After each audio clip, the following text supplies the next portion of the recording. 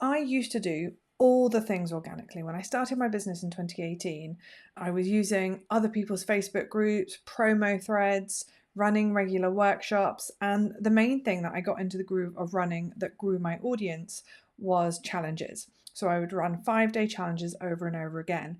And I hit a complete launch fatigue.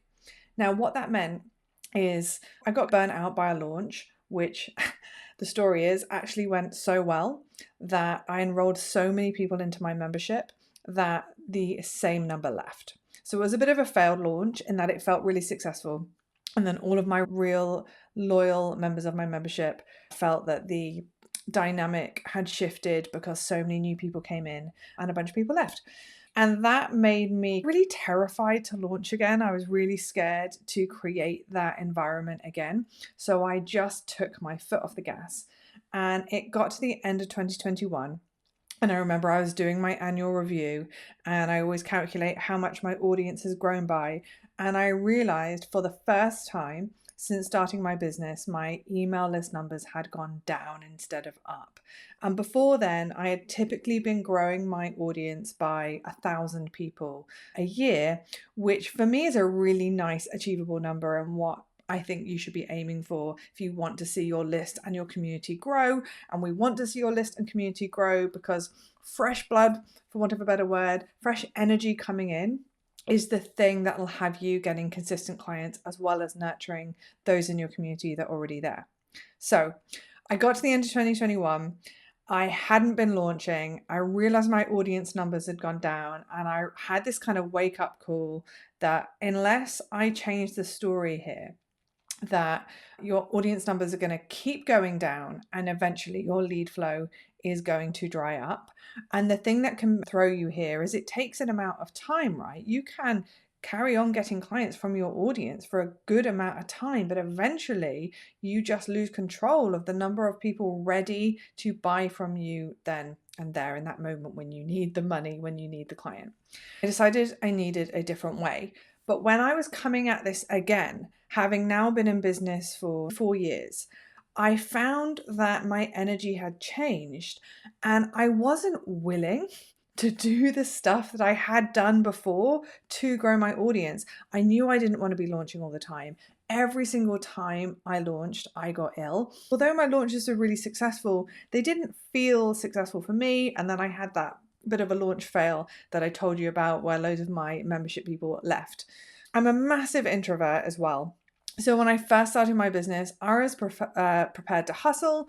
I was prepared to be like in all the Facebook groups, running all of these workshops, doing all of this stuff, which ultimately wasn't sustainable for me as a massive introvert that prefers sitting behind my screen, not talking to anyone. I knew I needed a different way that wasn't hustling. And I also knew I was never going to be someone that could play to the algorithm on like TikTok or Instagram doing these short form videos. I'm a maven. I love long form teaching.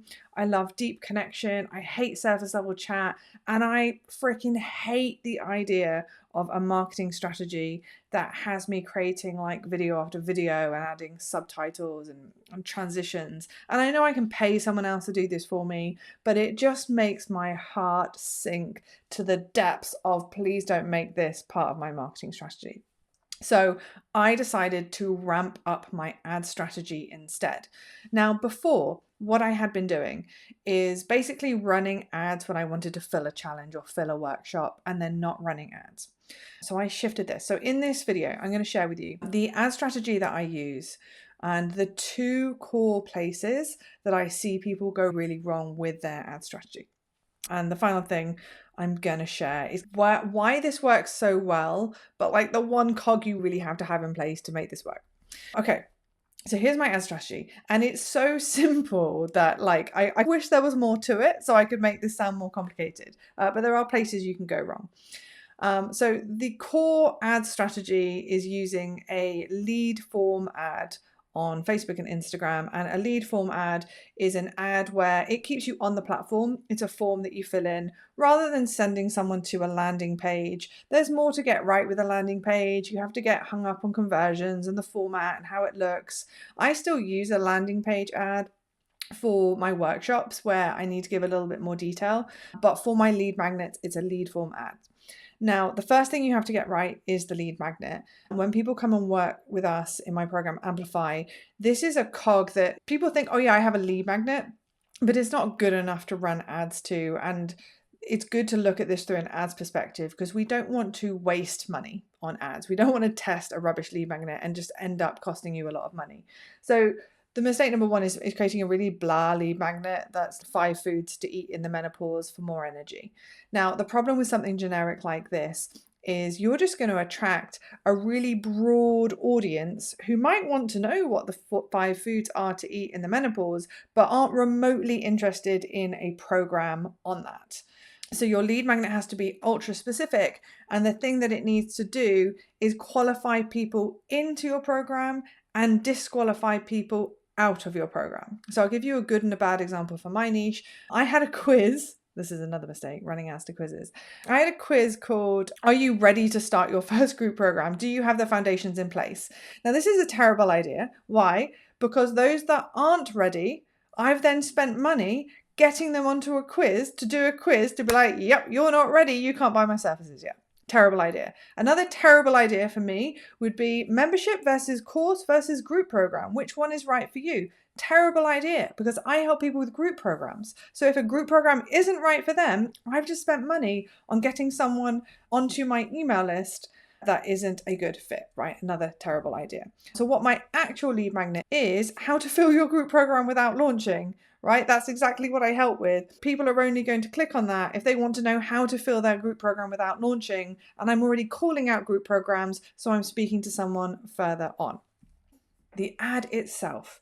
Now, my ad is so cringeworthy, I hate it. And I remember my ads person at the time, she said, I just want you to record a 30-second video and here's the script. And I read the script and I was like, I can't say that. It was like, are you burnt out by launching and looking for a different way? I found a way, it's so cringe. But it's really simple and specific, and it calls out the problem, and it invites people to the solution, and it offers my lead magnet. And we've been running this same video for absolutely years because it works. We also have some text-based ones. So what I found is the simpler, the better. Third thing is budget. Now, you can get started with this sort of simple lead ad funnel for as little as £300 a month. And that is what we recommend in Amplify as like the starting point. I spend over the years anywhere between £750 and £1,500 a month, sometimes £2,000 if I'm like running something big. But you can judge this based on your stage of business, right? So for a lot of my clients, just starting at £300 a month, and say you got leads for £1.50 or £3, right? You can do the maths and figure out how many leads that would be really quickly. So £300 a month, £3 a lead, that's 100 leads a month, right? Now you're going to get unsubscribes when you email as well. So it's never quite as rosy as that picture. So I probably bring in myself between 300 and 500 leads a month. And then I email at least twice a week because I'm a big email marketer. So it probably ends up being a couple of hundred a month that I grow my list by. Over time, the main thing we have to change and tweak is testing different audiences. But what this means is that I have an ad running all the time, and this ad is quietly doing the hard work for me. And my social media marketing is so half-assed. I mean, I'm hardly ever on there. So I'm on there to give people FaceTime with me. I'm doing this video live on Facebook that I'll then put on YouTube. And it's a cog that I like to keep going because it gives me connection with people.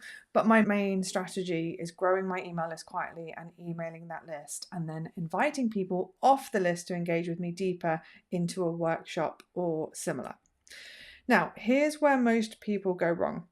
Firstly, they overcomplicate ads. So they think, oh, I need a really complicated funnel. I need a video series where people are going to have really high commitment, or I need a quiz. Quizzes are so hard to get right on ads. Instead, just start with the obvious thing. But there's no prizes for creating a new strategy, right? So if instead you focus on the most specific lead magnet that qualifies people in and disqualifies people that wouldn't be a good fit, that is going to be your best bet, and it makes setting this up really simple. The other big mistake I see people make is focusing way too early on in the buyer's journey. So if you focus on someone that isn't yet convinced on your way of working, and then you try and do the convincing, it's just going to create a long lead up time from when they find you and when they buy from you. Now, when you get this right, people are ready to buy from you as soon as you can prove your credibility and build trust with them on your email list. So I did the stats on this in my business, and in 2024, 20% of my clients bought from me in the first 30 days of joining my email list, right? And that is high. The first 30 days, 20% of my clients bought. So when you get that, the right position lead magnet, and then the next step right, which I'm going to talk about, then you start to get these instant leads. Another big mistake I see people make with ads is they expect results really fast. So sometimes my clients will like press live and a week later they're like, no one's reached out to work from me yet. Now, I don't fully understand this, but I'm going to share it anyway. When I first started running ads, it was the same for me too. There was a long lead up time. And the longer I've been running ads, the quicker I've been able to shorten that time. And I do understand it, because what is going on here is I have more online credibility now, more case studies, a wider body of content. So when people Google my name, they're like, oh, there's all this stuff. This person knows what they're talking about, rather than Googling you and there might be like a LinkedIn profile and like an outdated website. So you need to build up that online credibility and trust and the way you position your point of view to shorten that buyer's journey. None of this matters if you do nothing with your subscribers after they join. And I've had several clients like this recently, and they're like, no one's buying. And I look at their funnel and I'm like, you're not emailing them. How did you think they were going to buy from you?